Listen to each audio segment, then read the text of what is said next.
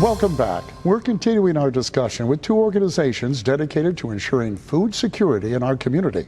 Trevor Hyde is a local foods agent with Cooperative Extension Service, and Cindy Sink, a board member with Capital Area Food Network. And to both of you, welcome to the show. Thank you for being here. Thank you for having us. I'd like to get to know you a little better. Trevor, would you mind tell us a little bit about yourself? Yes, so I work for the Cooperative Extension Service, which is a partnership between county government and NC State University. There's an office in every county in the state, and I work for Wake County's office, and I'm the local foods coordinator. My role is to help facilitate getting more fresh and nutritious foods into our local food system. And Cindy, how about you? A little bit about yourself. Yeah, I'm a volunteer, and I am a board member for Capital Area Food Network, which is Wake County's Food Policy Council.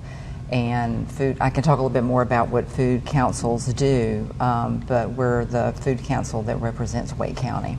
How would you assess where we're at today, and what are some of the things you guys are doing to maybe tackle this problem? So food insecurity, right, is not necessarily someone who's consistently unable to secure the foods that they're trying to get, healthy foods. It's someone who's maybe inconsistently having to choose between buying healthy food and paying their bills. And so they might be skipping a few meals to cut corners to save cost, or they might be purchasing cheaper food that isn't as nutritious because that's what they can afford. And it's better to eat something than to not eat anything. So it is a kind of insidious problem, and it can be difficult to spot because it's not necessarily a consistently visible problem in someone's life. Well, one of the things that we're working on right now is the Wake County Food Security Plan, which was passed unanimously by the Board of County Commissioners in the spring of 2023.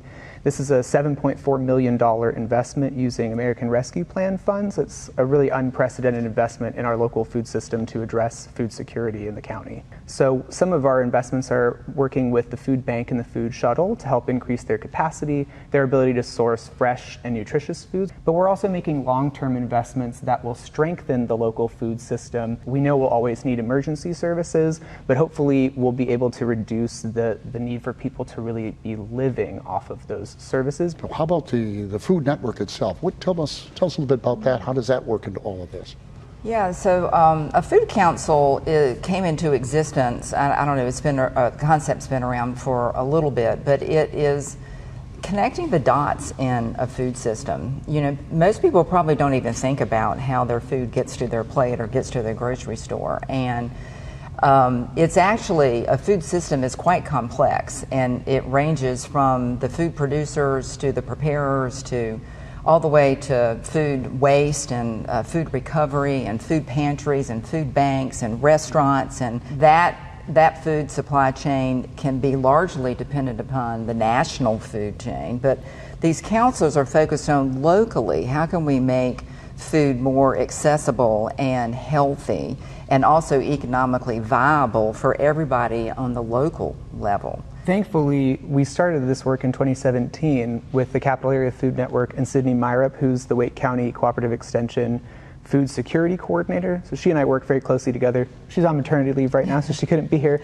We're really excited for her, though. We're pinch-hitting for her yes. right now. And so they started working on the original plan in 2017, and then this is an updated version of it, which we completed during the pandemic. But we had an emergency response ready to go. So far, since 2020, we've served over 12.5 million meals through these emergency responses that we have. But one of the things that we're looking at now is how do we invest in making the local food system more resilient so that if we have another catastrophe like the COVID pandemic, our local supply chains, at least for fresh food, aren't disrupted in the same way that we saw for a lot of other products that people couldn't get during the pandemic. So we're making investments in food hubs, which are organizations or businesses that aggregate product from multiple farms and then resell or redistribute it at a wider scale. That saves farmers a lot of the headache of having a bunch of different clients to juggle, a lot of deliveries to make. If you're a two-person business, that can be a serious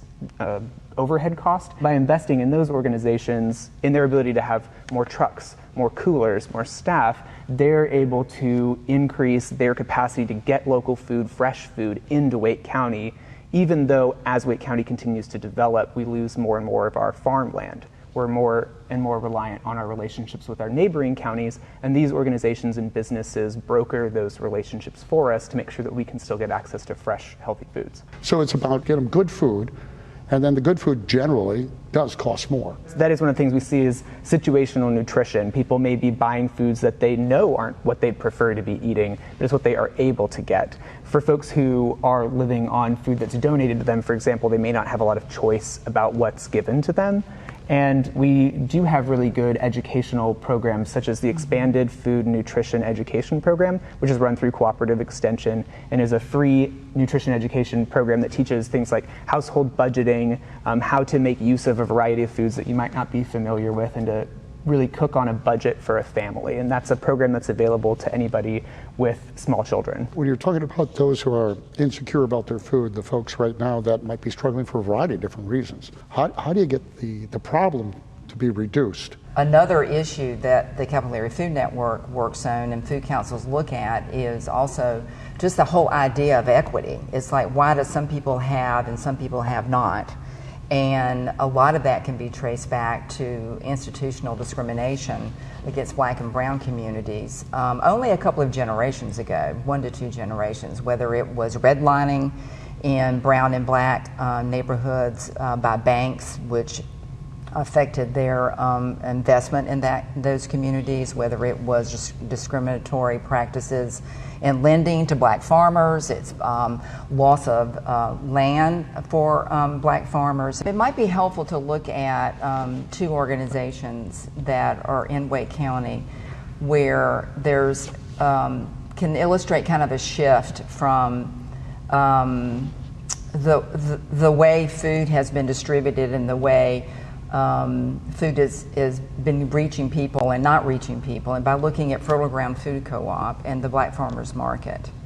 So what happened with the Fertile Ground Food Co-op is that in Southeast Raleigh, they were experiencing grocery stores coming into the market and leaving, coming into the market and leaving, and they've now created the Fertile Ground Food Co-op, and it is a cooperative model where they own it, member owners. They have secured land to build their own grocery store, and they will staff it, and they will utilize vendors from their community and also from the Black Farmers Market, which is another kind of a trade union of black farmers who needed a market and needed a place where they could go on a regular basis so that when they plant, they know that what they planted and harvested will actually go to market dependably.